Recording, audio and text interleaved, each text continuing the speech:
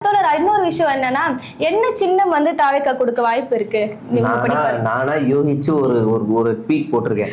அப்படியா? எல்லாத்துக்கும் ரெடியா வந்திருக்கீங்க போலியே. கேக்குற எல்லா கேள்விக்கும் பதில் இருக்கு. நானா யூகிச்சு தான் போட்டேன். அது என்னன்னா, ஃபர்ஸ்ட் சின்னம் வந்து கரண்ட் கம்பம், ரொம்ப அவங்களுக்கு பிடிச்ச சின்னம் கரண்ட் கம்பம். ரெண்டாவது கிரீஸ் டப்பா. கிரீஸ் டப்பாவெல்லாம் கொடுத்துட்டாங்கன்னா விஜயே உடம்புல கிரீஸ பூசிட்டு வந்து எலெக்ஷன்ல கேட்பாரு. ஏன்னா எவனாவது ஏறி பாஞ்சானா வலிக்கும், அவர் மேல பாஞ்சாலும் சேஃப்டி.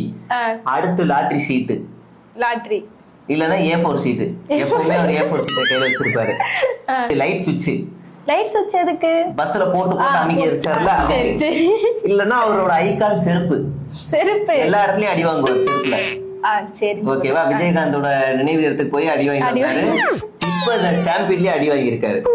அடுத்து கிளிசரின் பாட்டில். கிளிசரின்னா தெரியுமா? அலுவலகத்துக்காக போடுற லிக்விட். அது இல்லனா அது அவருக்கு வேணாமே கிளிசரின். அவர் இயற்கையாவே அது வந்து போடாம பெரிய ப்ரொபஷனல் நடிகர்லாம் கிடையாது. அப்புறம் தனி விமானம், அப்புறம் வந்து ட்ரோன் கேமரா, அப்புறம் காவி கேரவனு. காவி கேரவன் தான் வந்துட்டு இருக்காரு. அதனால காவி கேரவனு, எல்லாம் சரிந்த கொடி கம்பம். அப்படி இல்லைன்னா குட்டி சுவரு, புளிய மரம், அதுலதான் ஏறி உட்கார்ந்து செவுத்த உடைச்சு விட்டாங்க. சரி சரி.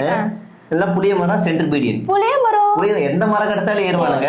புளிய மரம் கொஞ்சம் வரையறதுக்கு அழகா இருக்கும். அதனால புளிய மரம் இல்லன்னா சென்டர் பீடியன். சரி, இவ்வளவு சொன்னீங்க. ஓகே, எல்லாமே ஆப்டா இருக்கு. நீங்க ஒண்ணு சொல்லுங்கண்ணா, இது வச்சா செம்மையா இருக்கும் உங்களுக்குன்னா இதுல ஒண்ணு சொல்லுங்கண்ணா. கரண்ட் கம்பம். கரண்ட் கம்பம் தான் கரெக்டா இருக்கு. ஏன்னா அது மேல ஏறி நின்று நீங்க தேர்தல் பிரச்சாரம் பண்ணலாம். அதுல இருந்து வர ஒளி வந்து சூப்பரா இருக்கும். அது அவங்களுக்கு நெருக்கமான ஒரு